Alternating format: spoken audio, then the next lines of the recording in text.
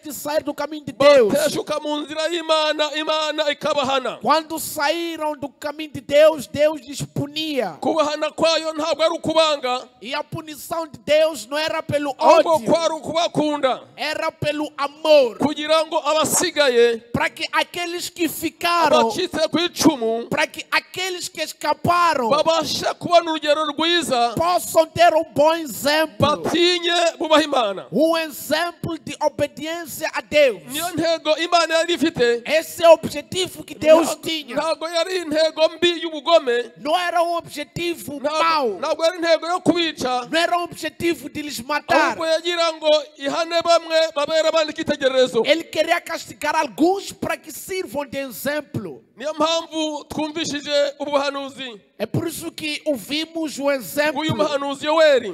do profeta Joel. Ubuhanuzi bwa Yoweri Esta profecia de Joel, yabutanze mu gihe bari bavuye mu bunyage i Babuloni, ele deu esta profecia quando voltavam do cativeiro em ndavuga Babilônia. mu karere k'abayuda k'amajyepfo, Lá na parte dos judeus no sul, kuko nibo banyazwe bamara imyaka 75 mu bunyage. eles ficaram por 70 anos lá no cativeiro. Igihe kiragera barataha. Chegou o tempo e voltaram do cativeiro. Igihe kiragera ba Nehemiya na Bahagari nabo baragenda. Chegou o tempo que outros Neemias, Agar foram também no Baragenda cativeiro. bongera kubaka Yerusalemu. Voltaram a reconstruir o Israel. Barongera barayubaka imera neza. Voltaram a reconstruir o Israel e ficou com boa Ariko imagem. Isirayeli imaze kumera neza, Quando Israel torna-se bom, bonito, Yerusalemu imaze kumera neza, depois de Israel ser sido abantu construída, batangira kurengwa, as pessoas começaram a se ensoberbecer, batangira kwishima, começaram a se alegrar, kuko bahungutse bavuye mu bunyage porque quando saíram do cativeiro, basanze hari ubutunzi bwinshi. lá encontraram muita riqueza, Abantu bakoreye, que barakoze, pessoas trabalharam, bateye intoki, pessoas cultivaram, bateye imizabibu, pessoas semearam, bubatse amazu y'ibiciro bikomeye cyane. construíram casas poderosas. Noneho aba bana b'abahungu Então, os homens que voltaram, bageze i Yerusalemu, quando chegam em Jerusalém, batangira kwibagirwa ahantu Imana ibakuye mu bunyage. esqueceram-se que voltavam do cativeiro. Batangira kwibagirwa Imana ya Aburahamu. Esqueceram-se do Deus de Abraão. Batangira kwibagirwa Imana ya Isirayeli. Esqueceram-se do Deus de Israel. Bibagirwa inzara yabafashe ikabakubita mu bunyage. Esqueceram-se da fome que passaram lá no cativeiro. Bibagirwa agahinda bari bafite. Esqueceram-se da tristeza que passaram em Babilônia. Ko bari baramanitse n'indanga baranze kuririmba. Haviam cansado, já não tinham nem vontade de cantar Nta para Deus. byishimo bigeze bagira i Não Babuloni. tiveram nunca alegria lá na Babilônia. Bagize agahinda kenshi cyane. Passaram por muita tristeza. Burya kuba umunyage ni ikintu gikomeye. Irmãos, ser um cativo é uma coisa pesada. Bageze rero i Yerusalemu baratangira Quando eles barirara. chegam em Jerusalém, choram. Baratangira barirara. E não, eles se orgulham. Bibagirwa gusenga Imana. Esquecem-se de voltar-se Bibagirwa para Deus. kubaha Imana. Esquecem-se de obedecer a Bibagirwa Deus. gutegereza Imana. Esquecem-se de esperar por Deus. Ahubwo batangira kwihimbaza. Voltaram-se a se orgulhar. Batangira gukora ibizira. Começaram a fazer coisas malíficas para Rero, Deus. Imana yahagurukije uyu muhanuzi. Deus é daí que ele levanta um profeta. Uyu muhanuzi Yoweri Este profeta Joel nibwo yatangiye kubahanurira. começou a profetizar para eles. Ababwira amakuba bategereje. Disse a eles as consequências que esperam por eles lá à Ababwira frente. ibyago biri imbere yabo. Disse a maldição que lhes espera lá em frente. Ariko ibyago yababwiraga. Mas quando falava destas consequências, Ikintu yibanze ku nzara. ele falou também da consequência da fome. Yavuze ku nzara. Ele falou da consequência da fome. Ko bagiye kubona inzara itarabaho. Ele disse que vocês vão passar por uma fome que nunca Ibintu houve. muzabibwira abana banyu. Isto falarei aos vossos filhos. Abana banyu nabo babibwira abana babo. Os vossos filhos também falarão aos Abana filhos babo deles. babibwira abuzukuru babo. E outros também dirão aos seus filhos. Kuko mugiye kubona ibintu Porque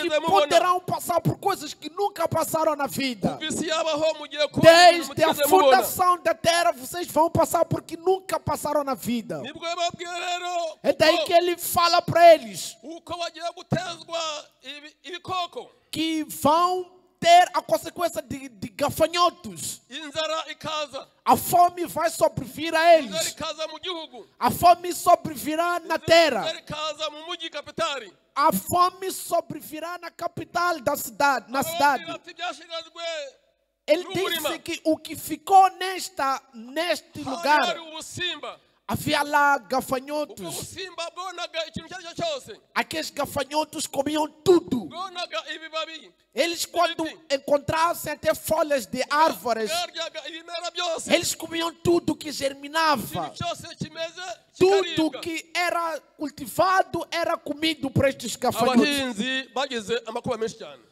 Os agricultores passaram por muitos problemas. abahinzi bagize amakuba menshi Os agricultores passaram por muitas situações kuko ibintu pesadas. byose bahinze byabaye ubusa Por ver que tudo que eles cultivaram tornou-se em vão.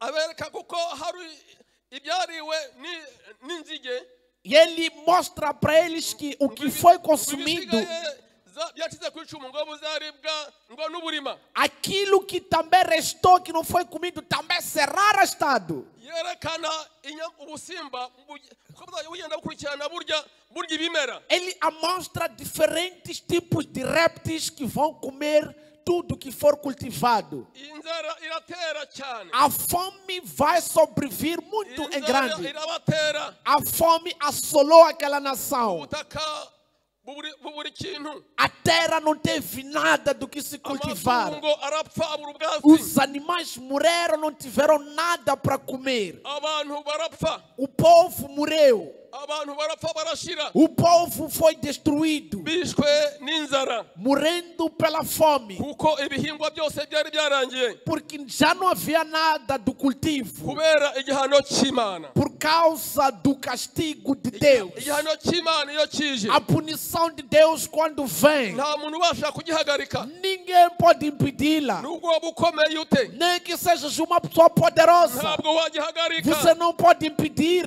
noneho Então, inzara iratera irakomera a fome sobreveio de grande maneira. iratera irakomera Veio uma fome muito inkuru grande. ziravuga muri kapitali A fome sucedeu naquela capital. ndetse baturanye nabo inzara irahagera Até aos vizinhos. baziraga iki Era por que motivo? baziraga koko bitiriwe izina ry'Imana Por causa do nome de Deus. batiriwe ko bitiriwe izina ry'Imana Porque tiveram o nome de ariko Deus. ntibagendere mu nzira Porque yo gukiranuka eles eram povo de Deus, mas não andavam na retidão. abantu barapfuye As pessoas morreram.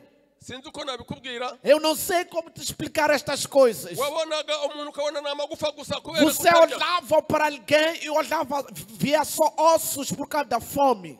abadamu cyangwa se ababyeyi As mães, as mulheres, udashobora kubona amabere yabo yarasubiye mu gituza as mamas, os seios já haviam voltado aos peitos. babasore b'ibituza byose byaragiye Os homens poderosos já não tinham mais aquela força kubera inzara por causa da fome. inzara iratera A fome sobreveio naquela nação. igihugu kirakangarana O povo ficou assolado. ariko Mas umugabo Joeli o homem chamado Joel, aravuga ati nimukanguke ele diz que despertai, mwabasinzi mwe vós bêbados, kubera ko aka kaga kazanywe namwe porque esta assolação veio por causa de vocês. kazanywe no kutumvaho Imana Esta punição veio por causa da desobediência a Deus. nimukanguke mwabasinzi mwe Acordai bêbados, namwe banywi b'inzoga nimubireke vós que bebem o vinho,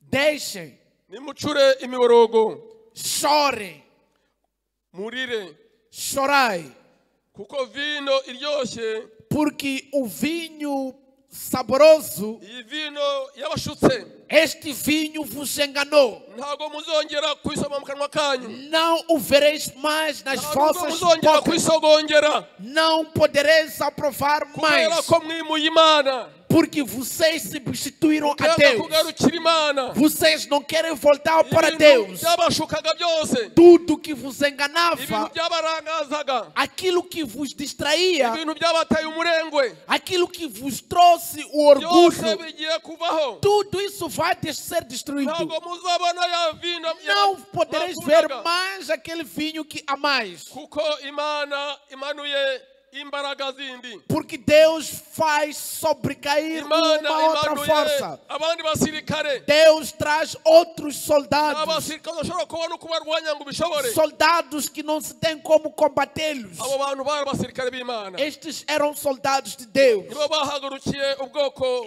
bw'Isirayeli Estes é que se levantam para o povo de bwari Israel, butuye i Yerusalemu. que voltava, que estava em Jerusalém. Arabahendera ati nimugaruke, Ele implora dizendo que voltai, nimugaruke, voltai, muze musabe imbabazi, pedi a misericórdia a Deus, mugarukire Uwiteka. voltai-vos para Deus. Uwiteka azabarengera. Deus vai vos salvar. Ku murongo wa 14 No versículo 14, aravuga ngo mutegeke kwiriza ubusa, disse que santificai um jejum, muhamagara iteraniro ryera, apregoai um dia de proibição, abakuru congregai os anciãos n'abatuye mu gihugu bose e todos os moradores desta terra, baze ku rusengero na rw'Imana. casa do Senhor vosso Deus, e clamai ao Senhor. Ahamagara abantu, Chamai as pessoas, muhamagarane, chamem-se uns aos outros, bwira abakomeye n'aboroheje, digam aos grandes e aos pequenos, bwira abakuru b'imiryango, digam aos grandes das famílias, batabuke baze mu nzu y'Imana, para que venham na casa do Senhor, abahamagara kugarukira Imana, para que voltem-se para Deus, kugira ngo nibasenga Imana, para que quando orarem a Deus, Imana yabasha kubabarira. Deus, Ele é capaz de Aba perdoar-lhes. bantu barumva, Este povo ouve, baraza basenga Imana. eles vieram e oraram a Deus. Abacitse ku icumu, Aqueles que escaparam, abantu barokotse urupfu rw'inzara, aqueles que escaparam da fome, bari bake cyane, eram muito poucos, bari bake. eram muito pouquíssimos. Inzara ni mbi.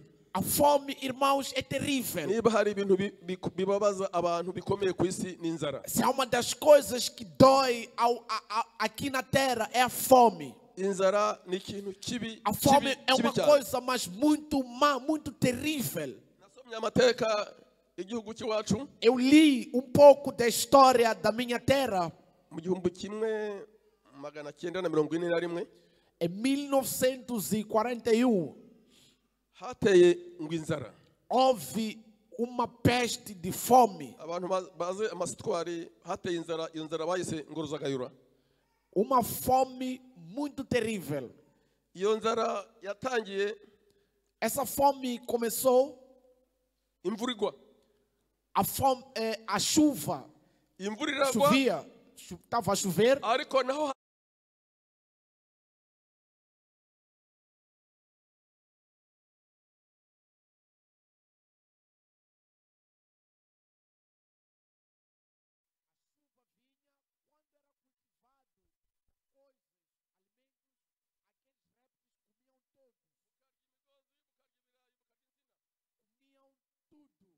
iyo nzara yabaye inzara ikomeye cyane, essa foi uma fome terrível.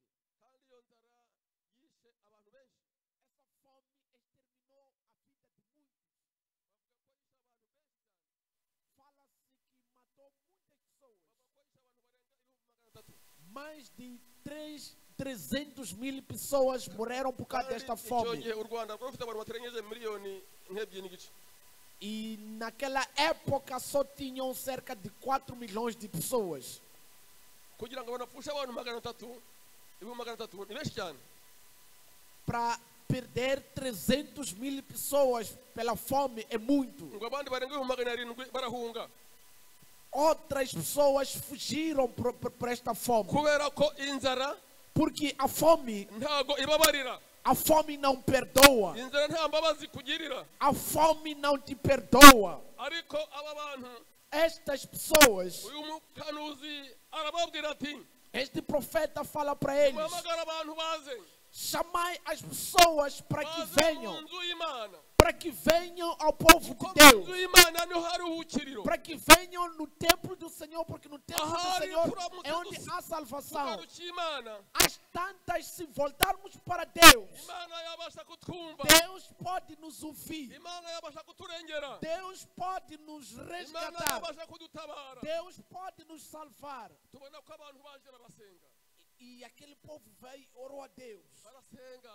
orou a Deus. bambara ibigunira, Eles vestiram-se de sacos, ubwiyemezi barabureka, eles deixaram do lado todo orgulho. ariko ndagira ngo babwire ko abo ngabo basengaga n'abashitse ku icumu, Eu quero dizer que estas pessoas que oravam são pessoas que escaparam do cativeiro. kuko abantu benshi bari barapfuye, Outros escaparam da fome, porque muitos já haviam ariko morrido. Imana ibonye ko baciye bugufiya, Deus, quando vê a humildade daquelas abonye pessoas, ukuntu bapfukamye, quando vê a humilhação abonye deles, ukuntu barimo kubaroga, quando vê o rogar deles para com Deus, basaba Uwiteka imbabazi quando rogavam perdão da parte do Senhor, y'ibintu bakoze, das obras que praticaram, basaba Uwiteka imbabazi pediram perdão a Deus, yuko bayisuzuguye, que eles desprezaram a Deus, basaba Imana imbabazi pediram perdão a Deus, ko babaye abasinzi n'abasambanyi, que eles foram fornicadores basaba e Imana bêbados, imbabazi pediram perdão a Deus, ko habonetsemo abisha abandi babahora ibyo que kurya, eles foram homicidas, mataram os seus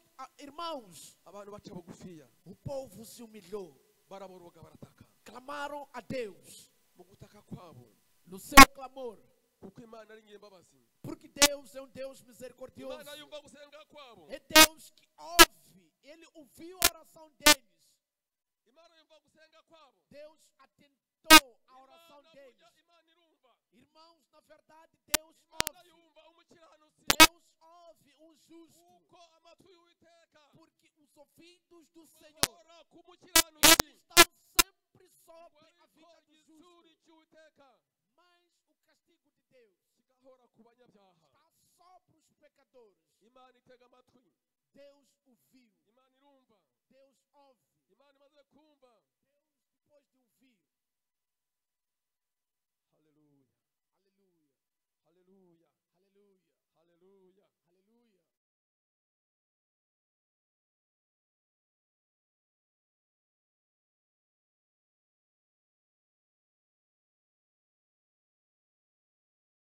Tu tens fé de que és crente, és cristão para com Umukiranutsi Deus. asenga ntagira ubwoba, Você não tem nada a temer, sabes que a sua oração vai kuko ser abwira ouvida por Imana Deus. n'abicaranye, Porque essa pessoa fala para Deus como abwira quem está Imana com ele. nk'inshuti ye. Ele fala para Deus como se fosse amigo dele.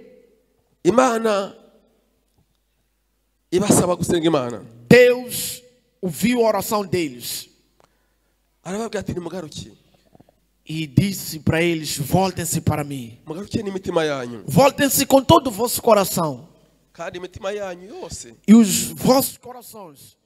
kandi mwihane, Arrependei-vos, kandi murire. chorai.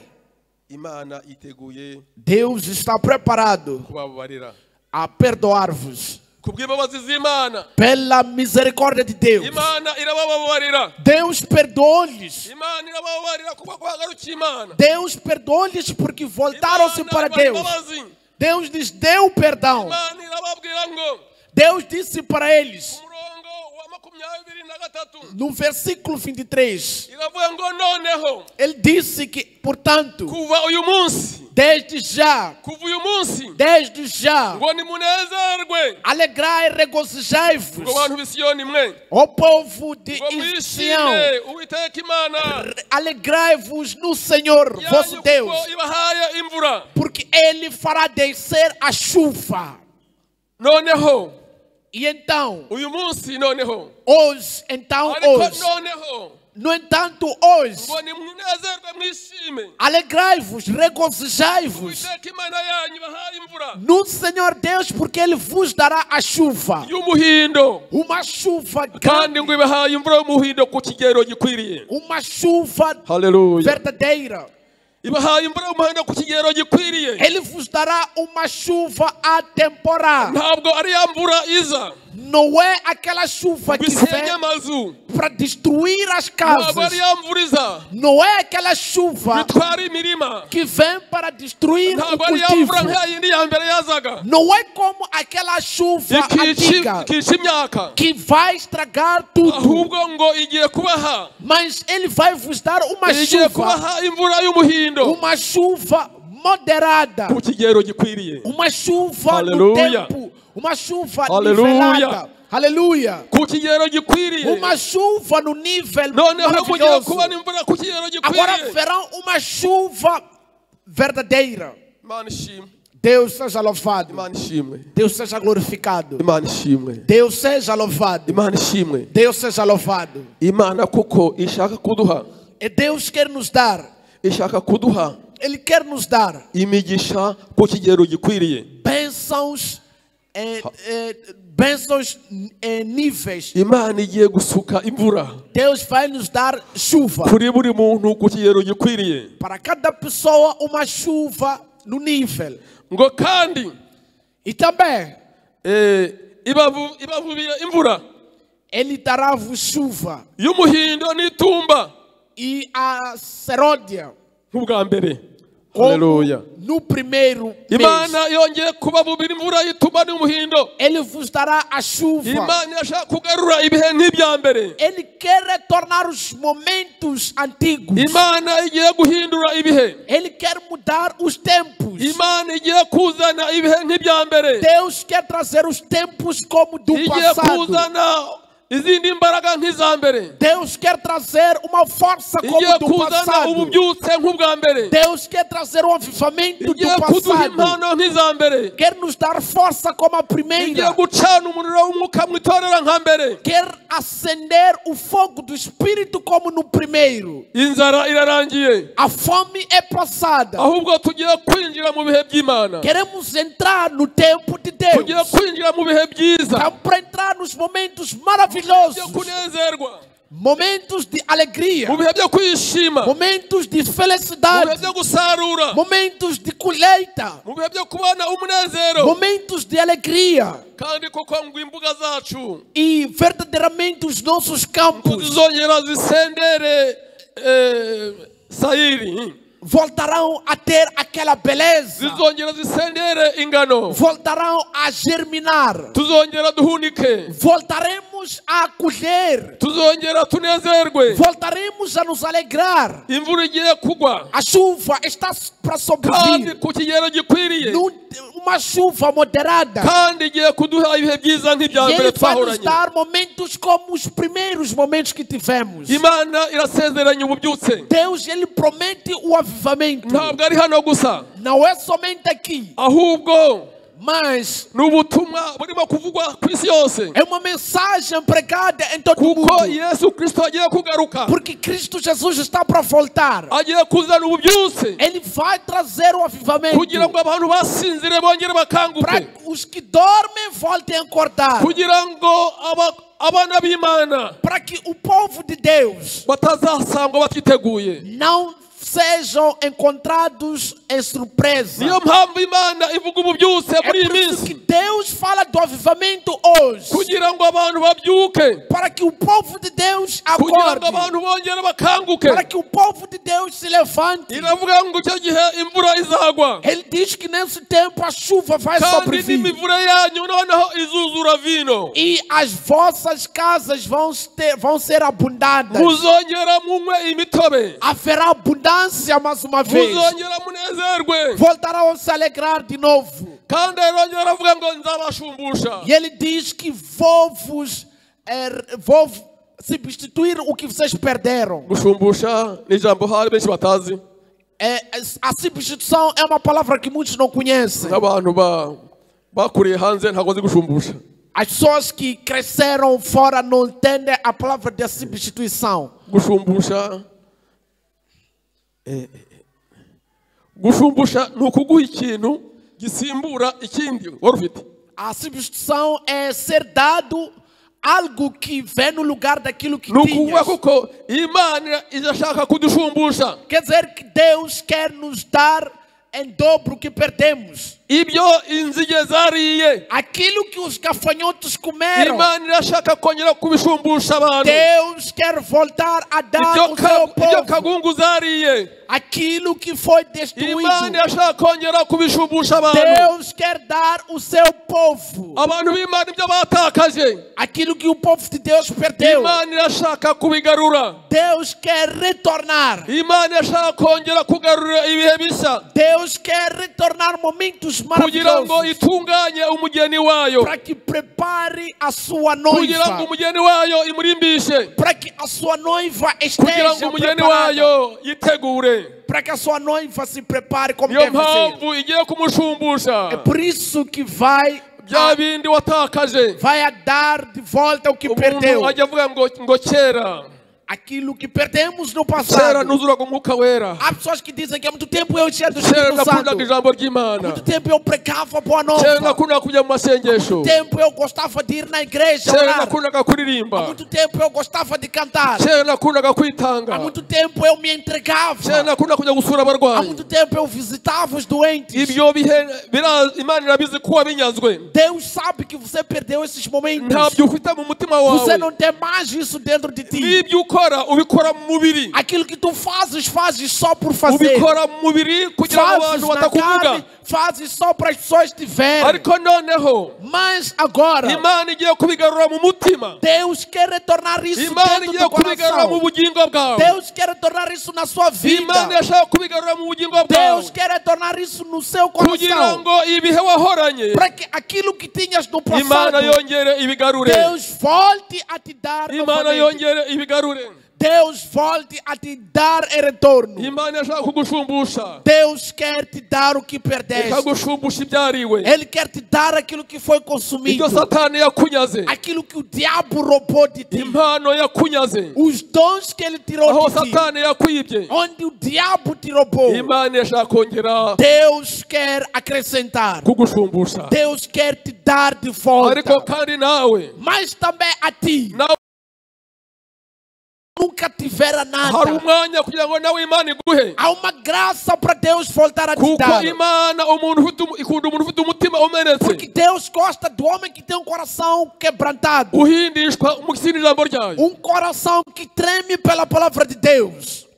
Imana ishimwe Deus seja louvado. haleluya Aleluia. haleluya Aleluia. haleluya Aleluia. ni bande bakeneye ibihe nk'ibya mbere Deus quer fazer. ni bande bakeneye guhabwa ibihe nk'ibya mbere Quem quer receber como as coisas da ibihe primeira. nk'ibya mbere Os momentos como os ibihe passados. nk'ibya mbere Os momentos como os itorero passados. nk'irya mbere A colheita como a itorero passada. rya mbere ryabaga ari itorero ryuzuye A urukundo igreja antiga era uma igreja cheia de amor. itorero ryuzuye imbaraga z'umwuka wera Uma igreja cheia do poder de Deus. imbaraga zuzuye itorero ryuzuye ibitangaza n'ibimenyetso Uma igreja cheia de sinais e milagres. itorero ryari ryuzuye imbabazi Uma igreja cheia da misericórdia de ryari Deus. ryuzuye ubumwe bukomeye Estava cheia da unidade. ariko itorero rya none Mas a igreja de hoje ntabwo rikimeze nk'irya mbere já não é mais como a primeira. ariko turabwirwa ngo Mas somos ditos que Imana Deus igiye kudushumbusha vai nos retornar. igiye kudushumbusha Deus vai nos igiye retornar. kutugarura ibihe nk'ibya mbere Deus vai nos dar momentos como igiye os do kubigarura primeiro. Vai voltar ku aqueles bice momentos. bitatu No capítulo 3. ngo kandi si ibyo gusa Não é somente isso. ntabwo ari ibyo gusa Não é somente isso. ibice bitatu bya Yoweri ngo ntabwo ari ibyo gusa Não é somente isso. ngo ahubwo hanyuma y'ibyo ni kuvuga Depois destas coisas. ibice bitatu bya Yoweri Capítulo 3 de ngo João. hanyuma yo kubona ibyo Depois de receber essas hanyuma coisas. y'uko muzashumbushwa Depois de serem retornados. hanyuma y'uko muzabona imvura iri ku kigero gikwiriye Depois de serem dadas coisas no hanyuma yo nível. kubona imvura nk'iya mbere Como a primeira ngo chuva. hanyuma y'ibyo Depois destas coisas. ngo nzasuka umwuka wera ku bantu bose Darei o Espírito Aleluia. Santo para toda a carne. haleluya Aleluia. ngo nzasuka umwuka wera ku bantu bose Darei o Espírito Santo para todas as pessoas. ntabwo yitaye ku by'umubiri gusa Ele não é somente nas coisas da ntabwo carne. yitaye ku mibiri gusa Deus não se substitui somente ahubwo nas coisas da yaravuze ngo carne. nyuma y'ibyo ngibyo Ele diz que depois destas coisas, nyuma yo gushira inzara depois de acabar a nyuma yo fome, gushumbushwa depois de ser ngo retornado, hanyuma y'ibyo ngibyo depois destas coisas, ngo nzasuka umwuka we eu umwuka darei wanjye. o meu espírito ngo ku bantu bose. para todas as Aleluia. pessoas. Aleluia. Haleluya. Aleluia. Haleluya. Aleluia. Haleluya. Aleluia. Nanjye uwo mwuka ndawukeneye. Eu também preciso desse Dukeneye Espírito. umwuka wera. Eu preciso do Espírito Dukeneye Santo. umwuka wera muri ubu buzima bwacu. Precisamos do Espírito Santo nesta vida. Mu bihe hanyuma y'ibyo. Mesmo depois destas Hanyuma coisas. y'ibibazo. Depois dos problemas. Hanyuma y'ibyishimo. Depois da alegria. Hanyuma y'umunezero. Depois da Ngo felicidade. nzasuka umwuka wanjye ku bantu Darei o bose. meu espírito para toda a carne. Aravuga ati abahungu n'abakobwa banyu. Ele diz que os filhos e as Abahungu filhas, n'abakobwa os bazahanura. meninos e as meninas vão profetizar. Ibihe bishya. Haverá momentos Mu bihe maravilhosos. bishya. Momentos novos. Abahungu Uma bazahanura. nova temporada, os jovens Mu vão bihe bishya abakobwa profetizar. bazahanura. As mulheres vão Mu bihe profetizar. bishya bidasanzwe. Numa nova temporada, Itorero rizabona izindi mbaraga. a igreja terá uma nova força. Hanyuma y'ibyo Depois destas coisas, nzasuka umwuka wanjye ku eu bantu darei o meu bose. espírito para todas as pessoas. Abahungu n'abakobwa Os mancebos ngo bazagira bate bazahanura. vão profetizar. Aravuga ati abakambwe. Ele diz que os mancebos, Abakambwe n'abantu bakuze. os anciãos, Ni izina rikomeye mu bantu b'iki gihe ntibarimenya. é um nome grande. Abakambwe n'abasaza Os velhos, wenda kuva ku myaka 50 kujyana hejuru. dos 50 anos em diante, Abo nabo ngo bazarota. esses terão visões. Bazahabwa impano yo kurota. Eles vão ter sonhos. Bazahabwa impano z'Imana. Eles serão dados Ngo dons de Deus. bazarota.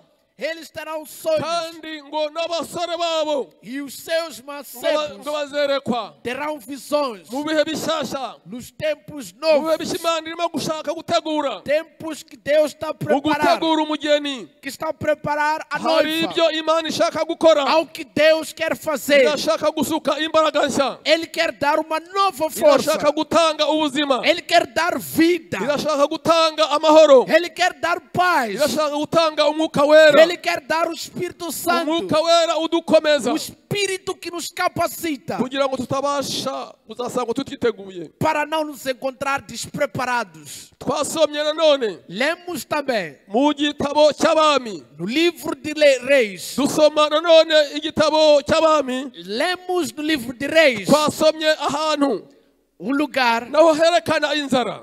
que fala da fome. Inzara yateye A fome que aconteceu, ariko twumvishe koko mu Yerusalemu inzara yatewe n'abahinzi batahingaga. vimos que a fome veio por causa dos cultivadores que não faziam nada. Kubera ukoko. Kubera Eles, ibisimba. por causa dos gafanhotos. Ariko mu majyaruguru i Samariya ho Mas lá em Samaria no ntabwo norte inzara yatewe n'ubukoko. não foi lançada Ahubwo pela inzara fome, yatewe n'intambara. pelos gafanhotos. Inzara yatewe n'intambara. A fome veio pela guerra. Intambara yaraje y'abaturanyi. A guerra veio lá nos vizinhos, Igihugu cyitwa Siriya. num país chamado Síria. Icyo gihugu kirabagota. Esta Síria cercou o povo, Inzira zose zinjira mu mujyi. cercou todos os caminhos que entravam pela cidade. Barahagota hose baraharangiza. Cercaram toda a cidade. Bamaze kuhagota Depois de cercar a cidade, nta kintu kinjiraga mu mujyi wa Samariya. não entrava nada em Nta Samaria n'ikintu cyasohokagamo. e nada saía lá. Abantu bameze bari bafunze. As pessoas estavam presas. Intambara irakomera. A guerra foi grande, Ariko baba barekeyeho gusa barabafunga. mas deixaram somente aí Ntibabasanga aho bari ngo babice ahubwo barabafunga. e foram presos. Ariko inzara irabica. A fome matou-lhes. Inzara irabica. Eles passaram mal pela Inzara fome. irabica ku buryo bukomeye. Eles passaram muito mal pela Kugeza fome. igihe umuntu yaryaga undi. Ao ponto que alguém comia outra pessoa. Habaye inzara ku buryo twumvishije Nós vimos aqui que houve uma ko fome muito grande. n'amahurunguru y'inuma yagurwaga. Que até o esterco do pombo era comprado. Habaye inzara. Houve uma fome. Inzara ntarumva mu buzima. Uma fome que ainda não vi na vida. Ariko mubare hari wenda harabayiciyemo. As tantas, há quem tenha passado kubageza aho barya ibiti por esta fome que até comiam árvores. cyangwa se bakarya ibyatsi. ou comerem capim, cyangwa bakarya ibibabi by'ibiti kugira ngo mu kanwa habashe kugira. ou comerem Nabumvishije. folhas de árvores para ver se conseguissem Izo nzara esse tipo de fome. zabayeho. Já houve, já existiram. Noneho ariko iyi nzara yo Mas esta fome yari inzara iteye ubwoba. era uma fome perigosa. Umubyeyi umwe ajya ku mwami ajya kurega. Uma mulher foi ao Ati rei inzara queixar. iratwishe. Disse que estamos mal com Inzara fome. iratumaze. A fome está pesada. Ati nderega umugore umwe. Venho queixar uma mulher. Twariye umwana wanjye ejo. Ontem comemos o nosso filho. Twariye umwana wanjye kubera inzara. Comemos o nosso filho por causa da Tuvugana fome. ko nyuma yaho tuzarya n'umwana we. Combinamos que no dia seguinte vamos comer o filho None dela. umwana we yamuhishe. Agora ela escondeu o seu Umwana filho. we yamwimanye. Ela não quer dar o seu Yanze filho. ko tumurya. Ela não quer para comermos o seu Urumva ko iyo filho. nzara yari inzara yoroshye. Será que Babyeyi. era uma fome Yari inzara fácil? yoroshye. Era uma fome Inzara fácil, kurya umwana irmãos. wawe.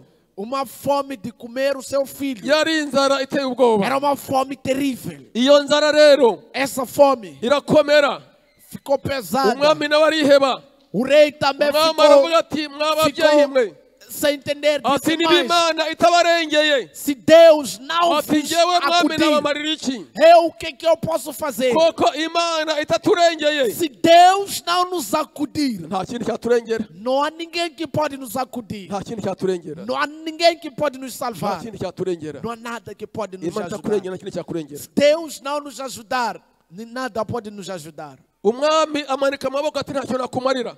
O rei levanta as mãos e O ele diz que eu não rubanza posso ntabwo fazer narushobora. nada. Eu não posso fazer nada Kuko contra isto. urubanza ni urw'Imana n'abantu. Isto é um juízo de Deus. Aba bantu, E o de Deus e o seu povo. aba bantu uruhare rw'ibi bintu ni Imana yabizanye. Essas coisas são Ahubwo coisas de nimubibwira Deus. Imana nko kubibwira njyewe. Falai para Deus, não para mim. Twihuse.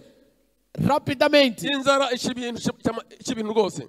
A fome fez muitos estragos. Ariko umuhanuzi Elisa Mas o profeta Eliseu, nibwo yaje é quando ele vem arahanura. e ele prediz. Nibwo yaje arahanura. Ele veio profetizando. Elisa aravuga ati Eliseu disse: nimwumve ijambo ry'Uwiteka. Uwiteka ouvi a palavra aravuze do ngo Senhor, assim diz o Senhor. ejo nk'iki gihe. Amanhã, quase a este tempo. Haleluya. Aleluia. Ejo nk'iki gihe. Amanhã, quase a este tempo. Ndagira ngo uvuge uti Eu quero que tu ejo nk'iki digas: gihe. amanhã, quase a este tempo. Ejo nk'iki gihe. Amanhã, quase a esta Ejo hora.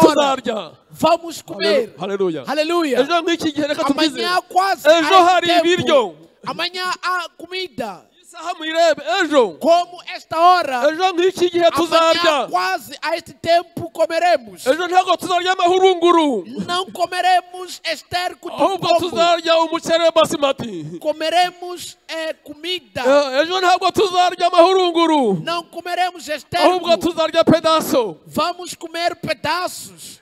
Arabihanura. Ele profetizou. Haleluya. Aleluia. Imana ifite umugambi mwiza. Deus tem um plano Imana maravilhoso. irashaka kuguhindura. Deus quer te transformar. Imana irashaka guhindura ibihe. Deus quer transformar os tempos. Nubwo ubona ko ibihe bikomeye. Mesmo tendo tempos Nubwo ubona ko ibihe pesados, biruhije. você vê que os tempos são Ariko maus. ni Imana ihindura Mas ibihe. Deus, Ele muda os tempos. Ni Imana ihindura ibihe. Deus muda as tempestades. Elisa arabihanura. Eliseu profetiza. Amatwi y'abantu arabyumva. As pessoas ouviram aquilo. Amatwi y'abantu arabyakira. As pessoas ouviram essa Ariko mensagem. umugabo umwe w'umurinzi w'umwami Um homem guarda do rei aravuga ati ntibishoboka. disse: nada, não é possível. Ati ntabwo bishoboka. Não é possível. Ati nubwo amarembo y'ikuzimu Mesmo que as portas do céu se abram, yafunguka ntabwo se abram byashoboka. todas elas, não é possível.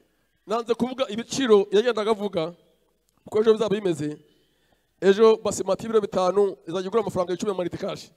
De repente dizerem que amanhã Isso. o arroz basmati será 5 meticais, 10 quilos, 5 quilos. Ejo kasha y'inkoko izagura 15. Uma caixa de frango será 15 meticais. Ejo ikiro cy'inyama kizagura amafaranga 30. Amanhã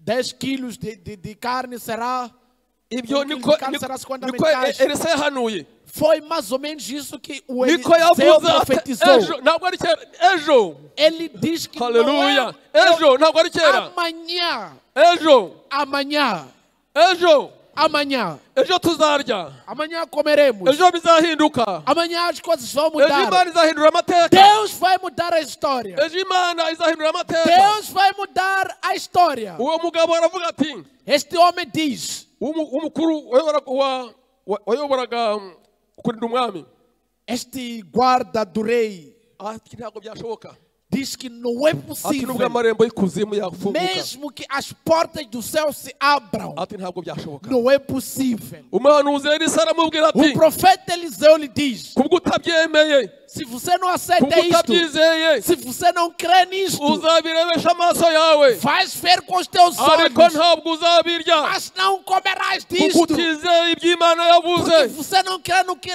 Deus niba falou, utizeye iby'imana yavuze você não crê na palavra de Deus, uzabirebe ko ntabwo uzabirya verás com os olhos e não comerás. iyo tuvuga ko imana ishaka gutanga ububyutse Deus está para dar o avivamento. wumva bitazashoboka Você diz que não é possível. wumva bitazashoboka Você diz que não é uravuga uti possível. se ubwo bwutse bwahera hehe Como? De onde é que pode ubwo partir bwutse esse avivamento? bwahera kuri sitani Esse avivamento, onde é que pode sair? sitani ureshya kuriya Como é possível? sitani uvuga kuriya Está num pastor sitani dizendo wavukiye aquilo. hariya hantu Está que nasceu lá Sitani no uvuga lugar X. kuriya. Está que fala desta ese maneira. ububyutse buzahera kuri benjami Será que a profecia vai começar do benjami Benjamim? ukerekana ukuntu asa Como é que vai ser ese este ububyutse avivamento? buzahera kuri faranswa Será que este avivamento vai começar no ugasanga François? ubwo bubyutse bidashoboka Você diz que não é possível este ariko avivamento. uzabireba n'amaso Então, se você diz Aleluia. isso, verás com os uzareba olhos, n'amaso ububyutse vais buzaza ver com os teus olhos, uzabireba vais ver com os teus olhos. nubwo utazabyuka wowe kuko washidikanyije Você não vai ter este avivamento porque ntabwo duvidaste. uzabyuka ariko uzabireba Você não terá este avivamento, mas uzareba ko verás. hano hari imana ivuga Vai dizer que sim, há um Deus que uzabona ko fala. hari imana isezeranye igasohoza Vais acreditar que é um Deus uzabona que ko hari fala e imana ifite cumpre. umugambi ku itorero Vais ryayo ver que é um Deus que tem plano na sua hari abantu igreja. bibaza ko iri torero ari irya sitani Há pessoas que pensam que essa igreja é do Stan, é do abandi bakabaza pastor. ko itorero ari irya benjami Outros dizem que é a igreja do Benjamim. wowe urahombye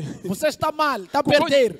njye sitani ntabwo uzambona ejo ntuzambona Porque a igreja não é de niba alguém. ukurikiye sitani urahombye Quando você segue alguém, ariko vai se itorero perder. ry'imana ryubatse ku rutare A igreja está edificada na Aleluia. rocha. Aleluia. amarembo y'ikuzimu nubwo yahaguruka As comportas do céu, por mais que se ntabwo abram, azarishobora nunca vão conseguir. kuko nyiraryo yaryubatse neza Porque o dono edificou muito bem. yaryubatse ku rutare Edificou na rocha. kandi urutare rutanyeganyega Uma rocha inabalável. harimo avuga ngo ntibizashoboka ngo rero torero ngo rizasenyuka E dizem que a igreja vai se destruir. bakerekana n'impamvu ngo kana kuriya ngo bizasenyuka Diz que vai se destruir por causa daquilo, mais aquilo.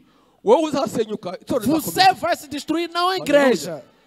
uzasenyuka itorero rizakomeza Aí você vai se destruir, mas a igreja kuko vai itorero prosseguir. ryubatse ku rutare Porque a igreja está edificada kandi na urutare rocha. ni yesu E essa rocha é Cristo. afite imbaraga Ele tem poder. afite ubushobozi Ele tem capacidade. afite ubutware Ele tem autoridade. kandi aragira ngo nawe ubyuke E Ele quer que você acorde. arashaka kukubyutsa Ele quer te acordar. kugira ngo nawe ukanguke Para que você esteja firme. kuko imana Porque Deus, imana icyo dupfana ni iki o que nós temos com Deus? imana dupfana iki O que nós temos com Deus? imana dupfana gukiranuka Nós nos reconciliamos Nta com kintu Deus dupfana somente nayo. com a justiça. nta kintu dupfana nayo Não temos mais nada com Deus, a não ser a n'abisirayeli justiça. nyabisirayeli aba baburahamu twumva Os israelitas abisirayeli originari originais, nabo bapfana gukiranuka os israelitas originais de nta Deus kintu é pela dupfana n'imana justiça. uretse gukiranuka É somente a justiça que nos une com niba Deus. udakiranukira imana Se você não é justo para niba com Deus, wikundira ibyaha se você ama o niba pecado, wikundira iraha se você ama ugakunda o kwishimisha mundo, ama a alegria ugakunda deste ibyaha, mundo, ama o pecado, ntabwo uzabona ububyutse você não vai ver o avivamento. ntabwo uzabona yerusalemu Não verás a Deus. nta gihugu gishya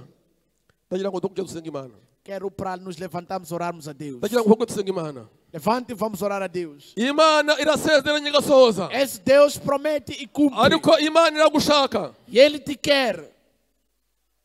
kugira ngo nawe ikubyutse, para que te acorde, kugira ngo nawe gukangure. para que também te desperte. Kandi Imana E Deus uzirinde kugirana ikibazo n'Imana. aprende a não ter problemas com Uzirinde Deus. kugirana ikibazo n'Imana. Cuida-te a não ter problemas com Uzirinde Deus. kugirana ikibazo n'Imana. Cuida-se a não ter problemas Niba com ufitanye Deus. ikibazo n'Imana cyangwa na mugenzi wawe, Se teres problemas com Deus ou com seu próximo, tambuka tugusengera Imana. aproxime e vamos orar a Deus. Turaguhendahenda kubw'imbabazi z'Imana. Nós imploramos para si pela Kugira ngo misericórdia de utambuke Deus, tugusengera Imana. para que venha para orarmos a Deus. Tambuka tugusengera Imana. Dê um passo e vamos orar a Deus. Tambuka tugusengera Imana. Dê um passo e juntos vamos orar a Deus. Abajya bumva ijambo ry'Imana bakiziba matwi yawo, ntibazabona Yerusalemu cya gihugu gishya.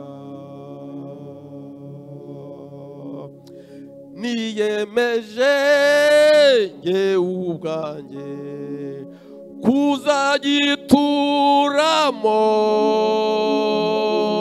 kuzagituramo, niko nsenga niko nsaba Imana nyiracyo. Tambuka tugusengera Imana. Dê um passo e vamos orar a Tambuka Deus. tugusengera Imana mwene data. Dê um passo, irmão, vamos orar a Deus. Ntufunge umutima wawe, Não feche o seu coração. kuko uri muri hemukira. Estás já a fazer mal para si mesmo. Uri muri hemukira. Fazes mal para consigo mesmo. Uzabyumva, Vais entender isto. uzabireba, Vais ver, ariko ntabyo uzarya, mas não comerás. kuko utakiranukiye Imana. Porque não foste justo para com Imana Deus. icyo dupfa ni ugukiranukira Imana, nta kindi. Nós com Deus é somente a Ndagira ngo niba justiça que ukeneye nos imbabazi une com z'Imana, Deus. utambuka tugusengera Se Imana, queres a misericórdia de Deus, dê um passo para kuko frente. Imana ni nyembabazi. Porque Deus é um Deus de Izi nzira misericórdia. zawe zose irazizi. Deus conhece os teus caminhos. Ndagira ngo dusenge Imana. Deus, Ndagira ngo nsabe vamos orar a Deus. Pastor Benjamin, tambuka. Vou pedir ao pastor Benjamin para dar passo dusenge Imana. para orar a Deus. Ndagira ngo utambuke dusenge Imana. Dê um passo e ore a Deus. Reka gufunga umutima wawe. Não feche o seu Reka coração. kwihemukira. Não faça mal para si Reka mesmo. kunangira umutima wawe. Não se bloqueie. Kuko impanda izavuga. A trombeta vai soar. Kandi ntabwo uzi igihe izavugira. Não sabes quando é que vai soar esta trombeta. A morte vem. Iyi nzara yica abantu benshi. Esta fome está a matar muitos. Turavuga inzara y'umubiri. Estamos a falar da fome da Iyi nzara carne. y'umubiri nayo yabasha kuza Esta também pode vir. ikaguhitana, Pode te destruir. ariko n'inzara y'umwuka nayo Mas a fome do urayifite kandi espírito, ukeneye guhazwa você n'Imana. tem e precisa de ser saciado por Ukeneye guhazwa Deus. n'Imana. Você precisa de ser saciado Ndagira ngo por pastor Deus. asengere abantu. O pastor vai orar para este povo. Mananguru mu izina rya Yesu Sante Yesu Kristo. Kristo. Turi imbere yawe Sante muri kano Yesu kanya. Kristo. Sante Abanyamahanga Yesu bahagaze Kristo. imbere yawe bihana. Sante mutagatifu. Saba imbabazi ibyaha byabo. Sante Yesu Kristo. Natwe turabasengeye mu Sante kwizera. mutagatifu. Babarira ibyaha Sante bakoze. Yesu Kristo. Babarira intege zabo Yembabazi. uzikureho. Bahimbara Haleluya, bashaka guhembuka haleluya. kubagereho. Mu izina rya Yesu Kristo. Baba Baba data wa twese. Mwuka wera Mwuka wera, bamanukire. mwuka wera. Igihe cyo guhembuka gere Mwuka wera, kwitonda. mwuka wera. Gere ku bantu bawe mu Mwuka izina w'Imana rya wo mu Yesu. ijuru. Ibyaha Mwuka byabo w'Imana wo mu bibabarire. ijuru. Uhagize amaso Haleluya, y'igiciro haleluya. bababera. Yesu Uhereye Kristo. none bahinduke. Uhereye none babyarwe bishya. Mu izina rya Yesu. Kristo, haleluya. Maze guhembera ku mukara kubagereho. Umuntu wese aganirizwa n'Imana. Umuntu wese ahinduke. Abicarwe gishya. Mu izina rya Yesu Kristo w'i Nazareti. Dushima kubabere ko bagira imbabazi mu izina rya Yesu. Amen. Ndagira ngo dusenge Imana, Amen. nanone dusenge Imana. Amen. Reka dusenge Imana. Ndagira ngo dusenge Imana. Vamos Gato orar a rwose, Deus. ndabizi amasaha yagiye. Eu sei que o Reka tempo dusenge passou, Imana. mas vamos orar a Deus. Ninde muntu waba wifuza Quem precisa, quem gostaria, imvura uma chuva, ku kigero gikwiriye? uma chuva no nível, uma chuva Ninde umuntu ukeneye moderada, ku kigero gikwiriye? uma chuva moderada na sua Ushobora kuba vida. ikigero ufite Talvez o nível que estás kidakwiriye. não é um nível adequado, Gishobora kuba kidakwiriye. é um nível não adequado. Ninde muntu ukeneye kubona imvura? Quem quer ver a chuva kugira ngo yongere abone ibihe nk'ibya mbere? para que volte a ver momentos como os primeiros? Ninde muntu ukeneye? Quem precisa? Ukeneye kugira ngo Imana imuzahure mu mwuka? Quer que Deus lhe eleve no espírito? Twumvishe ibyo Kagungu yariye, Vimos, ariko hari ibyo Kagungu yaba yarariye mu mwuka, há coisas que tem que descobrir no hari ibyo espírito. uburima bwariye mu mwuka, Há o que foi comido no hari ibyo espírito. Kagungu zariye mu mwuka, Há o que os gafanhotos comeram no hari ibintu espírito. watakaje, Há o que perdeste. kandi Imana irashaka, E Deus quer. Imana iraguhamagara, Deus chama-te. Imana iraguhamagara Deus te chama kugira ngo yongere para que Ele volte. yongere ikuguranire. Volte a te dar de Imana irashaka volta. kugushumbusha, Ele quer te dar de volta. irashaka kugushumbusha ibyo Deus watakaje. quer te dar o que perdeste. Ibyo watakaje urabizi, Aquilo que perdeste, conhece. uko wari uri imbere urakuzi. Como eras antes, sabes. Ibyo watakaje Imana irashaka kugira ngo yongere ibigushumbushe. Deus quer te dar de volta. Imana irashaka kugushumbusha, Deus quer te dar de volta. kandi ntabwo ari kera, E não é há muito tempo. ntabwo ari kera, Não é no outro n'uyu tempo. munsi, É hoje. kugira ngo igushumbushe Para que Ele te dê bya bindi watakaje wahoranye. aquilo que perdeste, aquilo que Imana tinhas. kugira ngo yongere igushumbushe mwene Deus data. quer te dar de volta. Imana igushumbushe. Deus te dê de Bakozi volta. Imana mutambuke dusengera abantu b'Imana. Servos de Deus, vinde, Imana oremos a Deus pelo irashaka povo de Deus. kudushumbusha,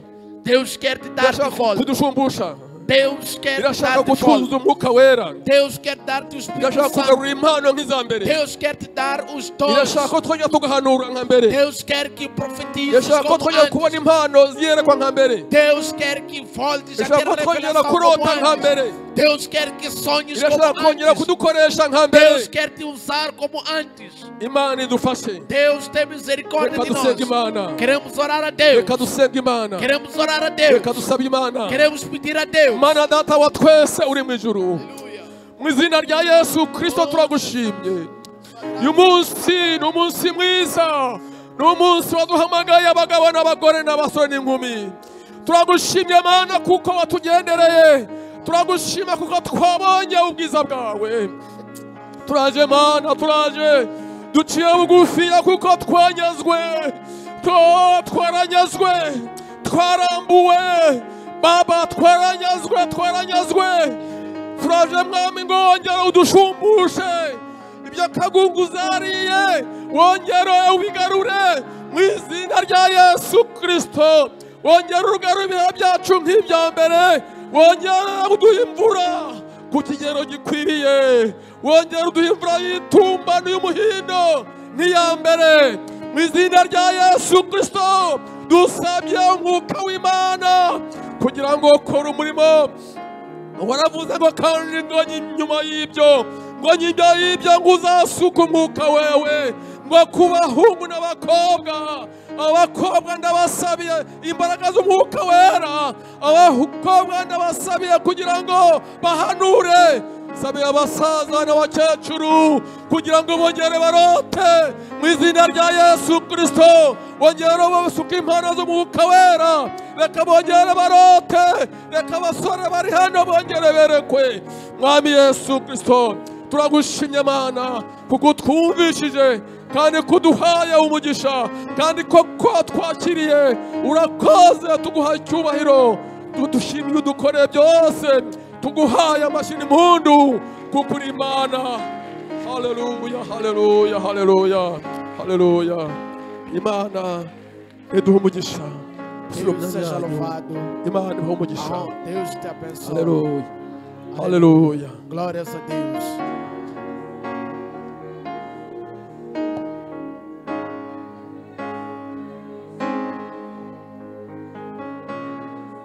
Haleluya, haleluya. Imana ishimwe, Imana ishimwe. Haleluya, haleluya. Imana ishyirwe hejuru. Glórias a Deus. Imana ishimwe, Imana Glórias ishimwe. a Deus. Glórias a Deus. Haleluya. Imana ifite imbaraga. Karibu Yesu shimwe. Seja Dogre. bem-vindo,